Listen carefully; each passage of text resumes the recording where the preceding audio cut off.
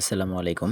এই session video থেকে আপনাদেরকে দেখানো হবে কিভাবে সঠিক নেমে আপনি প্রোডাক্ট ম্যানেজ করবেন। তো এজন্য আপনাকে সর্বপ্রথম ভেন্ডরশিপের যে অপশনটা রয়েছে, ভেন্ডরশিপে আপনি একটা ক্লিক করতে হবে। এর পরবর্তীতে এখানে যে অপশনগুলো রয়েছে এখানে একটু স্ক্রল করলে আপনি দেখতে পারবেন যে অর্ডার ম্যানেজমেন্ট। সো অর্ডার ম্যানেজমেন্টে এখানে একটা ক্লিক করবেন। সো ক্লিক করার সাথে সাথে ঠিক এমন একটা ইন্টারফেস আপনার সামনে চলে আসবে। সো আমাদের টেকনিশিয়া কোম্পানি থেকে রিসেলাররা প্রোডাক্টটা অর্ডার করলে আপনি সর্বপ্রথম এভাবে দেখতে পারবেন। এখানে এই যে প্রোডাক্টটা অর্ডার করেছে এটা পেন্ডিং অবস্থাতে থাকবে। সো এই প্রোডাক্টের উপর আপনি একটা ক্লিক করবেন। এখানে অবশ্যই আপনাকে এই বিষয়টা বুঝতে হবে, এই প্রোডাক্টটা যে কাস্টমার অর্ডার করেছে সে এই প্রোডাক্টটা 950 টাকা কিন্তু সেল করেছে। আপনাদেরকে একটু ভালো করে বুঝতে হবে, সেটা হচ্ছে এখানে টেকনিশিয়া ফি দিতে হবে আপনার যেই এখানে ভেন্ডর প্রাইস তার উপরে জাস্ট 5%। আপনার প্রোডাক্টটা যেহেতু 815 টাকা আপনি বিক্রি করেছেন, 815 টাকার উপরে 5% করলে এখানে 41 টাকা আসে। এই 41 টাকা এবং রিসেলার যে প্রফিট করেছে 135 টাকা, এই 135 টাকা এখানে রয়েছে। সো 135 টাকা এবং এই 41 টাকা, এই টাকাটা অবশ্যই আপনার ক্রেডিট ব্যালেন্সে থাকতে হবে। তো এখানে কিন্তু লেখা রয়েছে ক্রেডিট ব্যালেন্সের ন্যূনতম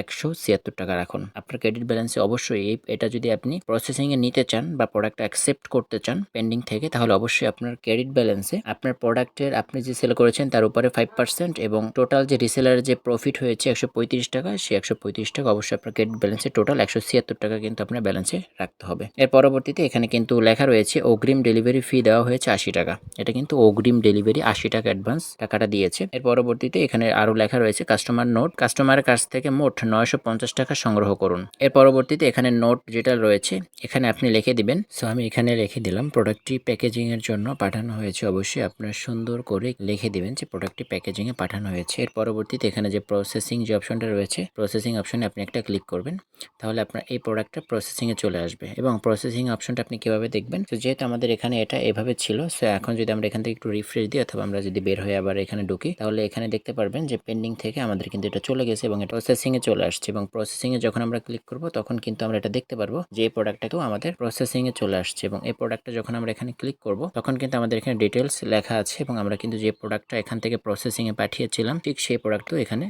এসেছে। যখন এই প্রোডাক্টটা প্রসেসিং এ পাঠাবেন তার পরবর্তীতে আপনি এখানে প্রোডাক্টের ডিটেলস যে নাম রয়েছে এগুলো নিয়ে আপনি যখন প্যাকেজিং করা হয়ে যাবে প্রোডাক্টটা কুরিয়ারে পাঠাবেন। যখন আপনি প্রোডাক্টটা কুরিয়ারে পাঠাবেন তখন কুরিয়ার ওখান থেকে একটা ট্র্যাকিং লিংক দিবে। সেই ট্র্যাকিং লিংকটা আপনি এই যে এখানে ট্র্যাকিং লিংকটা বসিয়ে দিবেন। বসানো হয়ে গেলে আপনি এখানে যে ডিটেলস লেখা আছে এটা আপনি কেটে দিবেন। কেটে দিয়ে আপনি এখানে লিখে দিবেন কুরিয়ারে পাঠানো হয়েছে। সো এখানে প্রোডাক্টটি সঠিকভাবে কুরিয়ারে পাঠানো হয়েছে এবং ট্র্যাকিং লিংকটা এখানে দিয়ে এবার যে শিপিং রয়েছে শিপিং অপশনে আপনি একটা ক্লিক করে দিবেন। যখন শিপিং অপশনে একটা ক্লিক করে দিবেন তখন এটা প্রসেসিং থেকে উপরে যে শিপিং অপশন দেখতে পাচ্ছেন এই শিপিং অপশনে আপনি প্রোডাক্টটা এখানে চলে আসবে। এর পরবর্তীতে এখানে শিপিং এর যে প্রোডাক্টটা চলে আসবে এবং এখানে ট্র্যাকিং লিংকটা তো এখানে দেখতে পারবেন সরাসরি। সো যদি প্রোডাক্টটা সঠিকভাবে পেয়ে যায় তাহলে কিন্তু এখানে আপনি এটা লিখে দিবেন বা আপনি আরো সুন্দর করে লিখতে পারেন প্রোডাক্টটি সঠিকভাবে ডেলিভারি সম্পন্ন হয়েছে। এটা আপনি এখানে লিখে যে ডেলিভারির যে অপশনটা রয়েছে ডেলিভারি অপশনে আপনি ক্লিক করে দিবেন। সো যদি প্রোডাক্টটা সঠিকভাবে ডেলিভারি না হয়, প্রোডাক্টটা যদি রিটার্ন আসে, যদি আপনার কোনো ভুল হওয়ার কারণে প্রোডাক্টটা রিটার্ন আসে, তাহলে আপনি এখানে রিটার্ন ডেলিভারি ফি যেটা রয়েছে